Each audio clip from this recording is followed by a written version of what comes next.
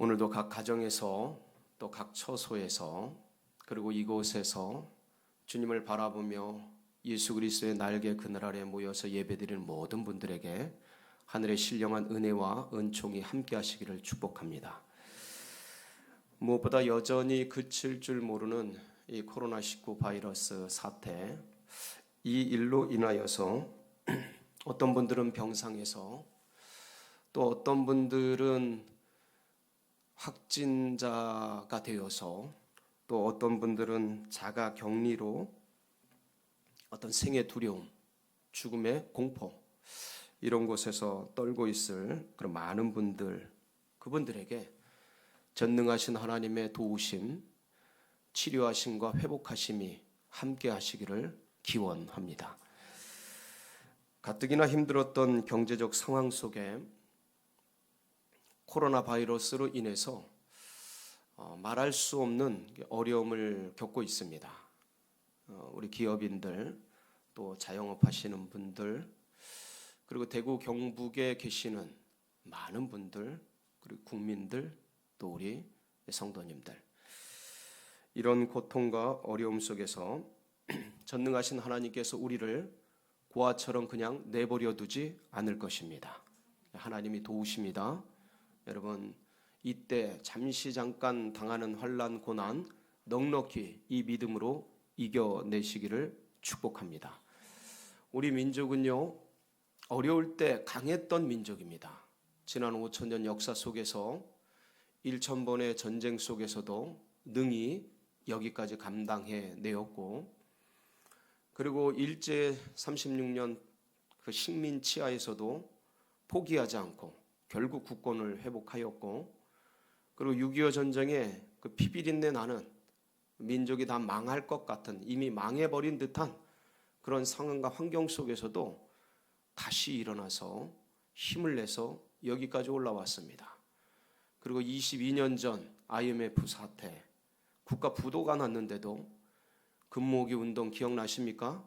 어려울 때 일치단결하여서 일어나서 이겨냈고, 그리고 12년 전 금융사태, 2008년이었죠. 그 금융사태 속에서도 우리는 넉넉하게 이겨왔습니다. 하나님이 우리나라를 붙드십니다. 도우십니다. 이끌어 가십니다. 우리 민족은 어려울 때 더 강했습니다.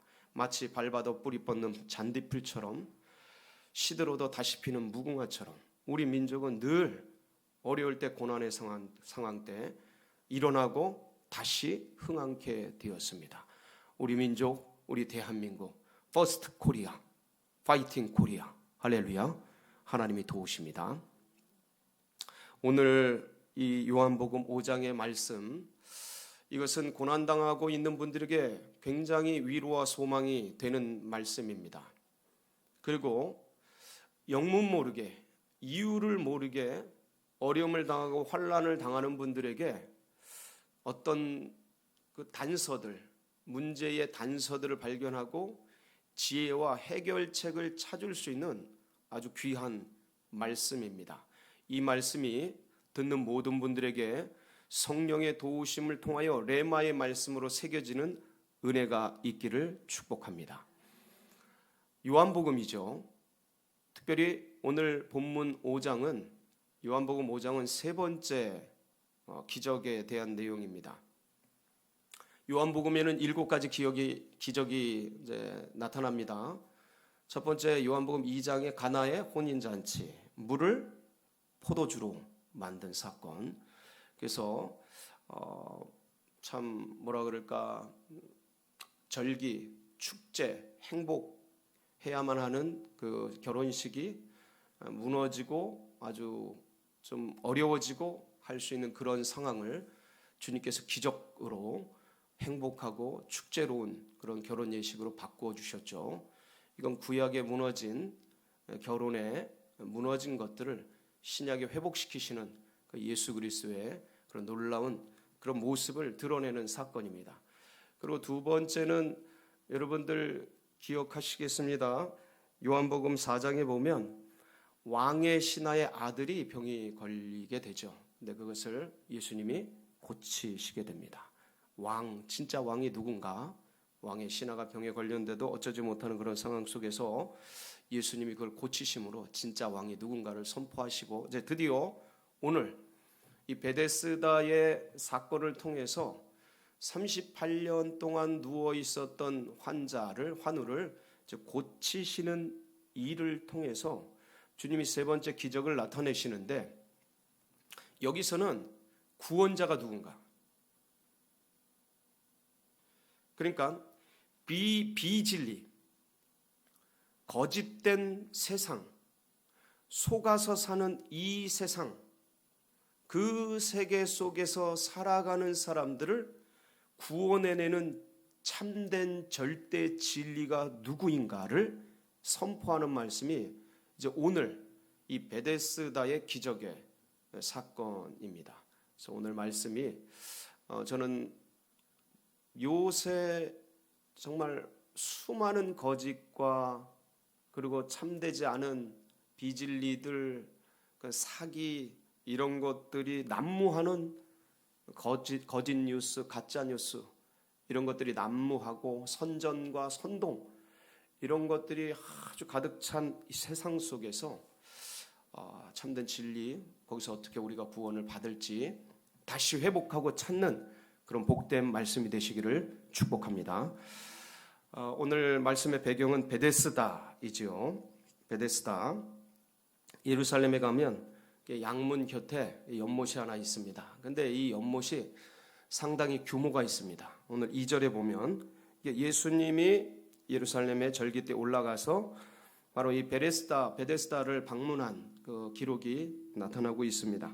그리고 이 베데스다의 규모를 설명하고 있는데, 우리 2절 말씀 함께 보시겠습니다. 시작.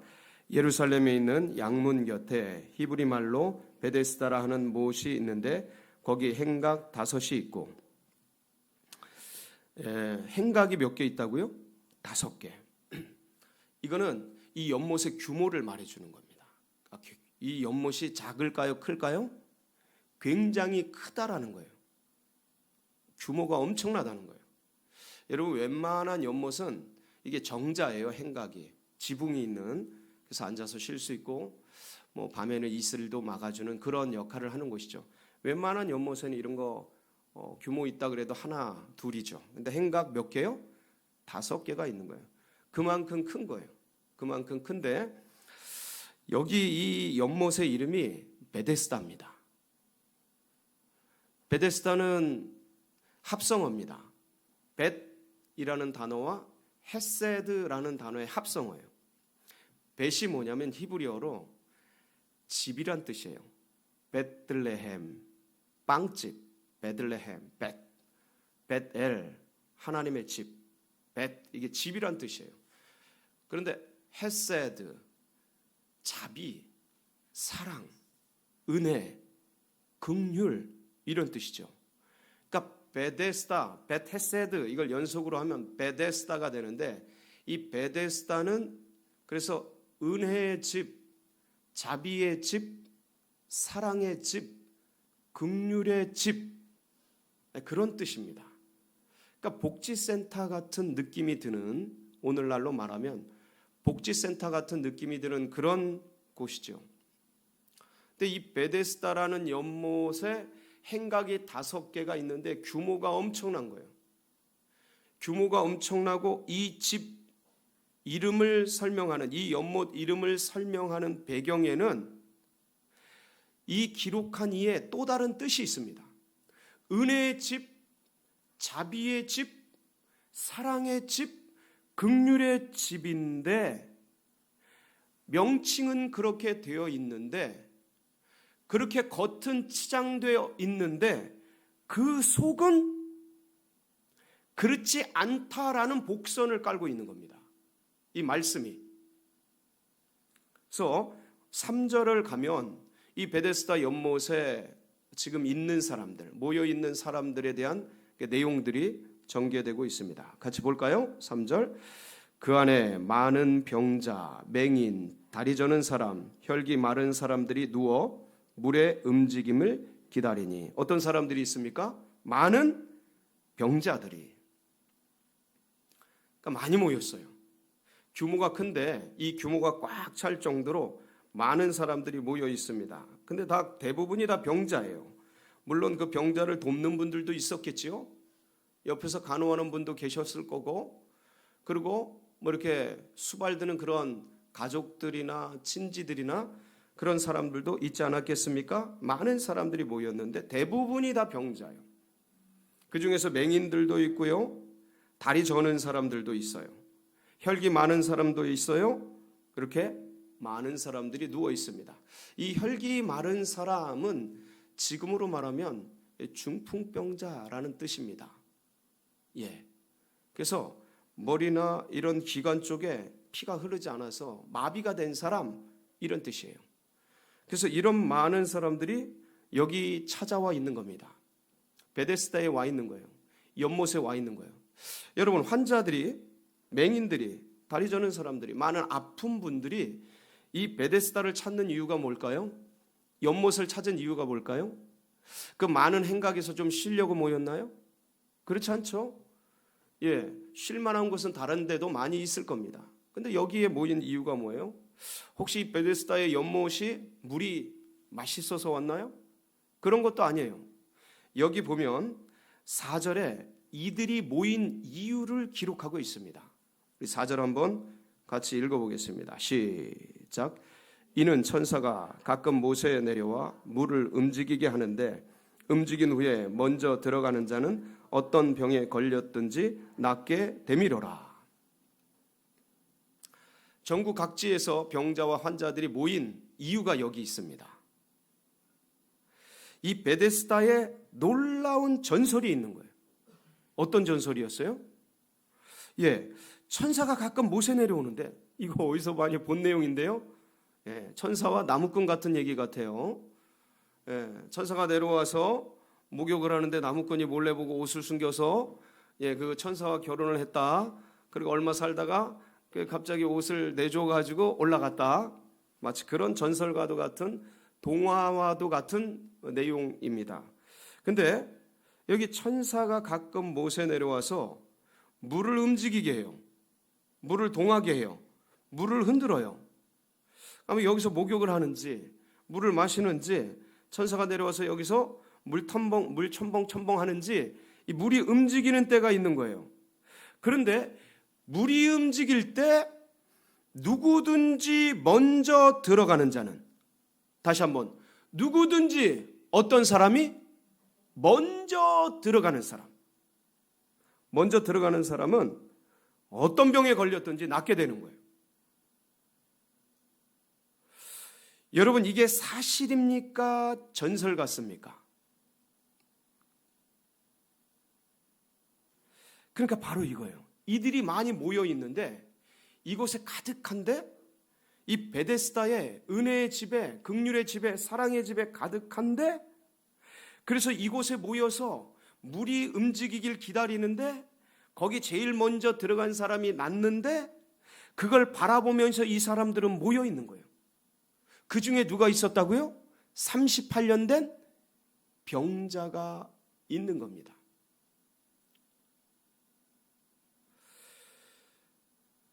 이게 사실인지 진리인지 비진리인지 아무것도 확인은 안 되었어요. 그런데 어느 날 거기에 누군가 물이 흔들릴 때 들어갔는데 낫다라는 전설 같은 이야기가 회자되기 시작한 거예요. 누가 거기 가서 돈을 벌었대. 누가 거기 가서 금광을 캤대. 누가 거기서 한 건을 했대. 누가 거기 로또를 맞았대. 누가 거기 한 건 했대. 거기 가니까 뭔가 이루어졌대. 라는, 그랬대. 라는 전설이, 동화가 마치 그럴듯한 이야기들이 전개되기 시작한 거예요. 그게 꼬리를 물고, 사람이 사람을 물고, 사람들은 확인되지도 않은 이 사실을 마치 진짜인 것처럼, 마치 사실인 것처럼 꼬리에 꼬리를 물고 찾아들었어요. 이게 일순간에 삽시간에 전국으로 퍼져서 이스라엘에 있는 수많은 사람들이 이곳을 향해 나오게 되어서 이 베데스다의 집은 엄청나게 많은 사람들로 인산인해를 이루게 된 겁니다. 근데 이게 사실인지는 아무도 몰라요. 누구도 몰라요. 그런데 중요한 건 베데스다의 못이 움직일 때가 있는 거예요. 움직일 때가 있는 거예요. 이게 지진에 의해서든 여기에 말에 의하면, 이 사람들에 의하면 천사가 내려와서 물을 움직인다고 하는데, 이 움직이는 사실적 배경이 천사인지는 아무도 몰라요. 왜? 천사는 눈에 보이지를 않으니까. 근데 그게 어떤 진동에 의해서건, 그게 어떤 지진에 의해서건, 어떠한 충격에 의해서건 어느 때인가 이게 물이 흔들릴 때가 있는 거예요. 어느 때? 왜냐하면 7절에 예수님께서 네가 낫고자 하느냐 병자에게 물었더니 병자가 뭐라고 대답하냐면, 주여, 물이 움직일 때에 나를 못에 넣어주는 사람이 없어 내가 가는 동안에. 여러분, 이 사람이 갔습니까? 안 갔습니까? 간 거예요. 그러면 물이 움직인 거예요? 안 움직인 거예요? 움직인 거예요. 반드시 그 물이 움직이는 사실은 있어요. 그런데 이 물이 왜 움직이는지에 대해서는 아무도 몰라. 근데 그 물이 움직이는 걸 천사가 그랬다라는 그럴듯한 이야기가 회자되고 그게 전달이 되고 많은 사람들에게 흘러가서 수많은 사람들이 모여 있어요. 그리고 그게 병이 날지 안 날지는 아무도 몰라요. 그런데 분명한 것은 거기에 제일 먼저 가기 위해 몸부림치고 있는 거예요. 몸이 혈기 마른 사람들이, 소경들이, 절뚝거리는 분들이, 불치의 병을 앓는 분들이, 중환자들이, 대부분 중환자들 아니겠습니까? 여기 와가지고 몸부림치면서 그 길을 걸어가는 거예요. 그런데 내가 가는 동안에 몸부림치면서 가는데 누가 먼저 들어가 버리고, 누가 먼저 들어가 버리고, 누가 먼저 들어가 버리고, 그렇게 해서 이 환자의 기간, 병을 앓은 기간이 몇 년 됐다고요? 38년. 그러니까 이 베데스다에서 38년을 보냈는지, 알아온 기간이 38년이 됐는지, 다른 데서 앓다가 여기 와서 1년이 됐는지 38년이 됐는지는 아무도 몰라요. 기록되어 있지 않아요. 그런데 분명한 것은 38년 동안 병을 앓아왔고, 이 병을 앓으면서 이곳에 대한 소문을 들었고, 이 사람은 여기에 와 있어요. 그런데 몸부림치면서 거기를 가려고, 나아보려고 애를 쓰지만 남들이 먼저 들어가요. 그러니까 이게 은혜의 집이고 긍휼의 집이고 사랑의 집이고 자비의 집인데, 이 내부에는 치열한 경쟁이, 죽고 죽이는, 누가 먼저 가든지 저 사람 해치고 내가 먼저 가야지, 그 병자들끼리 치열하게 몸부림치며 먼저 가기 위한 생존 경쟁에 보이지 않는 싸움과 치열한 생존 투쟁이 전개되고 있었던 거예요. 여긴 전혀 은혜롭지 않았던 거예요. 여긴 전혀 자비가 움직이고 있지 않았던 거예요.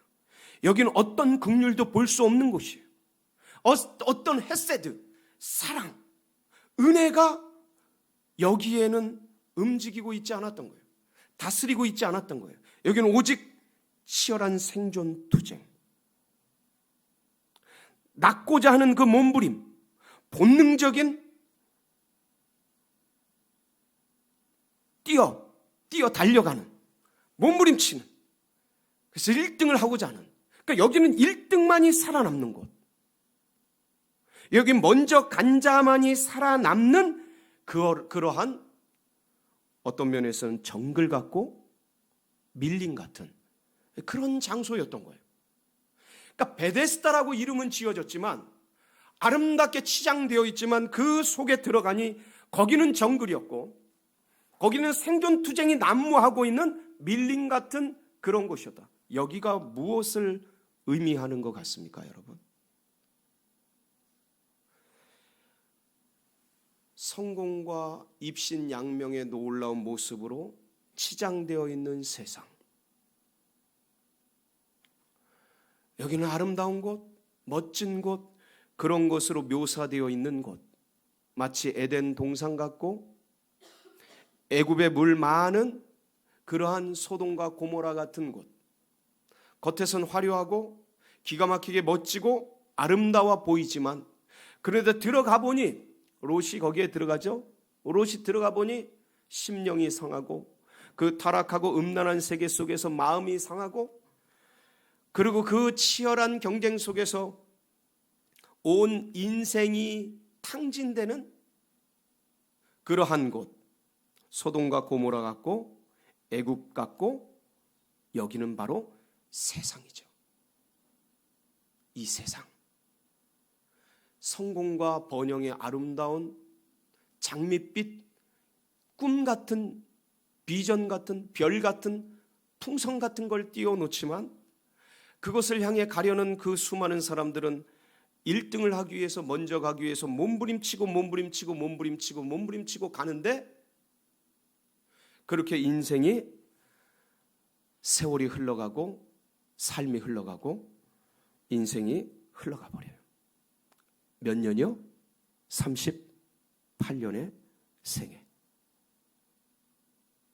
마치 세상은 불꽃놀이 같고 아름다운 진리로 그렇게 수놓아져 있는 것 같은 기가 막히게 보이는 베데스다 연못같이 물이 풍성하고 거기에는 천사들이 있고 아름다운 소리와 아름다운 소문과 뭔가 이루어질 것 같고 번영될 것 같은 기가 막힌 그 찬란한 이야기들이 녹아져 있지만 실질적으로 들어가 보면 이토록 처참하고 생존 경쟁이 치열한 밀림 같고 정글 같은 그러한 고심을 베데스다를 통해 보듯이 이 세상이 마치 그래요.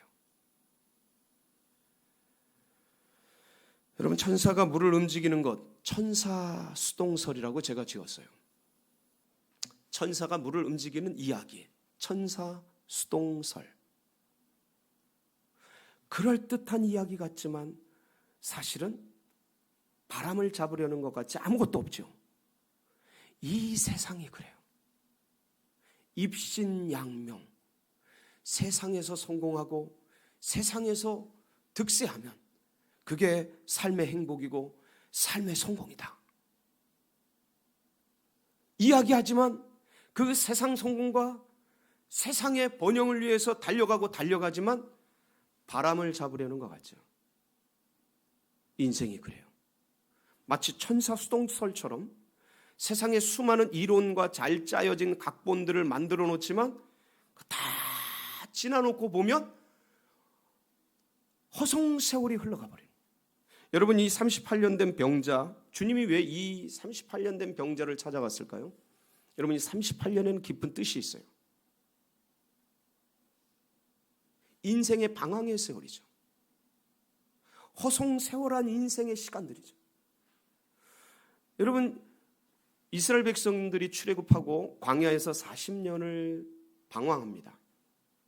그런데 그 중에 2년은 이스라엘 백성들이 출애굽을 하고 그리고 시내산에 도착해서 1년여간 있고 그리고 가데스 바네아 가나안 땅까지 쭉 찾아가는 시간들이에요. 2년은. 그러니까 목표가 있는 시간이었어요. 그럼 방황이라고 하긴 좀 그래요. 왜냐하면 가나안이라는 언약의 땅, 약속의 땅을 찾아가는 시간이었기 때문에 시내산에서는 1년간 말씀을 받고 율법을 받고 그래서 2년여의 시간이 흘러가요. 어쨌든 광야의 시간이에요. 그리고 나머지 가데스 바네아에서 40일의 정탐꾼을 보내고 40일간 12정탐꾼을 보내고 그렇게 정탐을 한 뒤에 이 사람들이 우리는 메뚜기 같아서 들어가면 다 죽는다. 여호수아 갈렙은 그렇게 얘기하지 않았지만 나머지 10명의 다수가 우리 들어가면 큰일 난다 라는 말에 이 온 이스라엘 백성들이 난리가 나면서 원망하고 불평하면서 모세를 대적해서 일어나서 애굽으로 돌아가자고 막 그러죠. 그러면서 하나님을 대적해서 하나님의 말씀을 거역하고 이들이 돌아나가 버립니다. 그때부터 세렛 시내가를 건너기까지 약 38년간을 뭐예요? 방황합니다. 그러니까 광야 40년 중에 38년의 그 방황의 세월, 이거는 안 돌아도 되는 시간이었어요. 그냥 가데스 바네아에서 순종하고 그냥 들어갔으면 되는 시간이에요.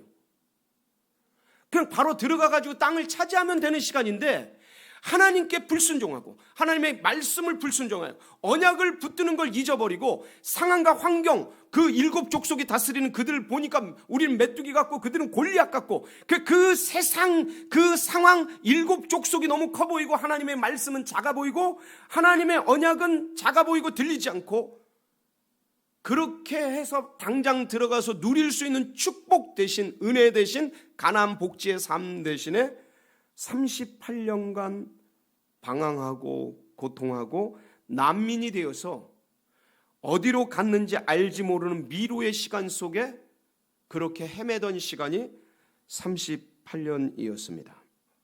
신명기 2장 14절에 이 말씀이 기록되어 있어요. 한번 볼까요? 시작. 가데스 바네아에서 떠나 세레 시내를 건너기까지 38년 동안이라. 이때에는 그 시대의 모든 군인들이 여호와께서 그들에게 맹세하신 대로 진영 중에서 다 멸망하였나니. 하나님을 대적한 사람 뭐 갈렙과 여호수아 빼고 다 죽어나가는 거예요. 광야 1세대가 다 죽어나가는 거예요. 38년 동안. 그러니까 돌지 않아도 되는 시간, 겪지 않아도 되는 시간, 그 미로같이 목적도 없이 흘러가는 시간, 이거는 그 천사수동설에 매여서 헛되고 헛된 세상 입신양명에 네가 내 앞에 절해라, 이 모든 영광을, 천하 만국의 영광을 너에게 주리라, 유혹하는 그 천사의 귀에 혹해서 온 생애를 38년에 방황하는 세월들, 이 세월들을 다 허송세월합니다. 종로로 타는 시간, 헤매는 시간, 방황의 시간, 고통의 시간, 이게 38년에 가데스 바네아에서 세레 시내를 지나기까지의 시간.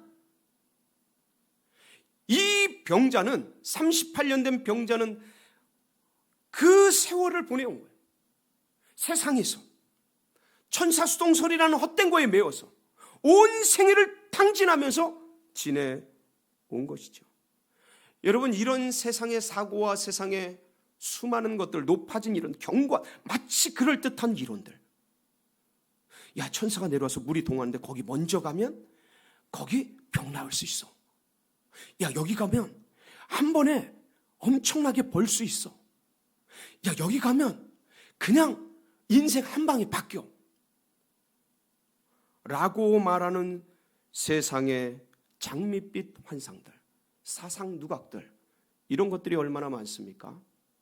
그런 것 중에 우리의 이 하나님을 대적해서 높아진 이론들, 그게 얼마나 많습니까? 여러분, 우리의 싸움은 혈과 육에 대한 싸움이 아니에요. 어떤 싸움입니까? 그러니까 견고한 진을 파하는 이론들, 그 견고한 진, 이 높은 이론들, 하나님을 대적해서 높아진 이론들이 세상에 굉장히 많습니다. 이론과 사상들이, 헛된 이론과 사상들, 하나님을 대적해서 높아진 게 뭐냐면 견고하게 짜여진 이론과 사상들이 굉장히 많습니다. 그럴듯해요. 천사수동설 같은 게 사람이 들으면 혹할 만한 게, 마치 모든 근거와 통계와 자료와 그리고 이 논리적 로지컬한 이론들이 그럴듯한 게 너무나 많아요. 사람들이 거기에 속아 넘어가요. 고린도후서 10장 4절 5절에 보면 우리의 싸움에, 정확한 싸움의 그 초점이 어디 있는지를 말씀하고 있습니다. 같이 한번 읽어보겠습니다. 시작. 우리의 싸우는 무기는 육신에 속한 것이 아니요 오직 어떤 견고한 진도 무너뜨리는 하나님의 능력이라. 모든 이론을 무너뜨리며 하나님 아는 것을 대적하여 높아진 것을 다 무너뜨리고 모든 생각을 사로잡아 그리스도에게 복종하게 하니. 그러니까 이 말씀을 자세히 보면요, 우리의 싸움은 육신에 속한 게 아니에요. 혈과 육에 속한 게 아닌데 어디에 속한 거냐면, 어느 거를 타겟팅해야 되냐면 견고한 진을 무너뜨리는 거예요. 하나님의 능력으로, 하나님의 성령으로, 영적인 능력으로 견고한 진을 무너뜨리는데 그 견고한 진이 뭐냐면 모든 이론이에요. 모든 사상. 마치 천사수동설처럼 매여있는 그 사상. 136년 전 우리 한국인 조선의 백성들이 양반 상놈 여기에 매여있는 신분제, 카스트 제도, 여기에 견고히 묶여있는 그들, 그 이론, 그걸 만들어놓은 그 사람마다 이미 혈통적으로 정해져 있고 귀족과 왕족과 상놈과 양반이 정해져 있다라고 말하는 그럴듯한 그 이론, 그거로 그걸 통치하고 사람을 지배하고 사람을 이끌어가려고 하는 그런 모든 견고한 이론, 지금도 인도에서 카스트 제도를 통해, 네팔에서 카스트 제도를 통해, 후진국에서 수많은 제도를 통해 그렇게 만들어가는 수많은 이론들, 그게 국가의 기관을 만들고 법제도를 만들어서 아예 꼼짝도 못하고 그냥 태어나면서 그렇게 세뇌되고 훈련되고 사고하게 되고 그렇게 배우게 되는 그 이론, 저 북한에, 저 중국과 러시아의 공산주의 이론, 헛되고 헛된 그 이론들, 근데 마치 그럴듯한 것 같이 속여서 사람들을 끌어당기고, 그런데 그 결국은 저렇게 처참한 죽음과 멸망의 끝으로 끌고 가는, 마치 천사수동설에 매어서 수많은 환자들이 거기에 매이게 해서 거기에 끌고 가듯이 그렇게 죽음으로 나락으로 끌고 가는 그 헛된 이론들, 사상들, 논리들, 설들, 그 수많은 것들이 이 세상에 난무하고 있어요. 이게 하나님을 대적해서 높아진 거예요. 이것들을 뭐로 무너뜨립니까? 이게요, 사람의 말과 혀로 되는 게 아니에요. 하나님의 능력으로 돼요. 하나님의 권세밖에 안 돼요. 이게 다른 건 안 돼요. 그러니까 우리가 지금 당하고 있는 이 교회의, 그리고 이 대한민국의 현실, 이건 견고하게 쌓여진 사상과 견고한 진들, 사상 체계들, 그 선전과 선동들, 놀라운 이론들이 있어요. 이미 우리는 거기에 눌려 있는 거죠. 천사수동설에 눌려 있는 거죠. 모여 있는 거죠. 이걸 어떻게 깹니까? 여러분, 이게 잘 보이질 않아요. 그 안에 들어가면, 그 연못에 들어가 있으면 천사수동설인지 내가 지금 잘못된 것에 인생을 38년간 낭비하고 있는 건지를 알지를 못하는 거예요. 그래서 이곳에서 끌어낼 수 있는 유일한 방법은 뭐냐?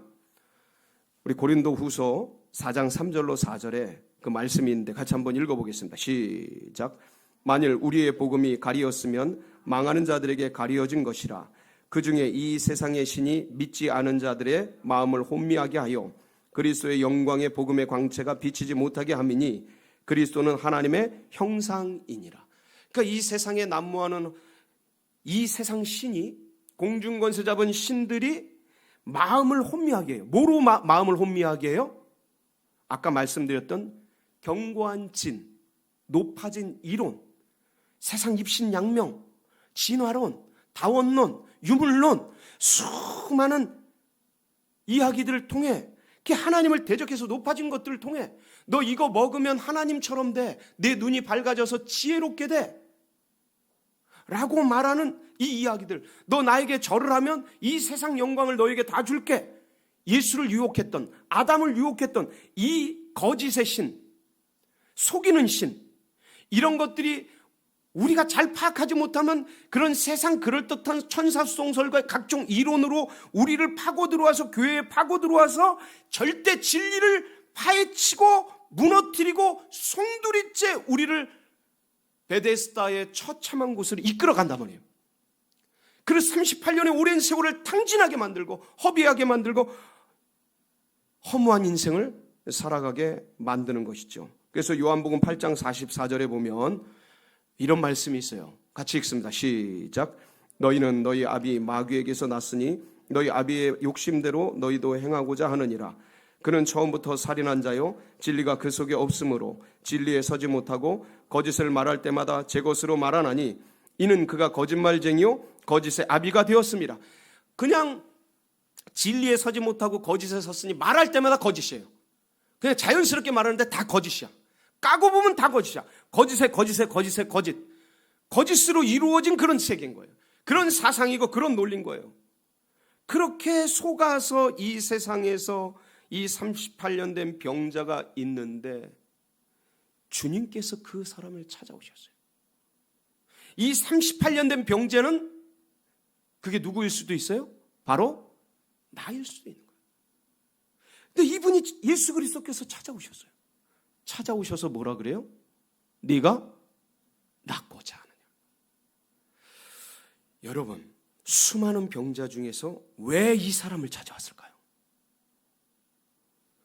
이 38년 된 병자의 대답이 우리가 왜 이 사람을 주님께서 찾아왔는지를 알 수 있는 단서를 제공해요. 우리 7절 말씀 한번 같이 보겠습니다. 시작. 병자가 대답하되 주여 물이 움직일 때에 나를 못에 넣어주는 사람이 없어 내가 가는 동안에 다른 사람이 먼저 내려가나이다.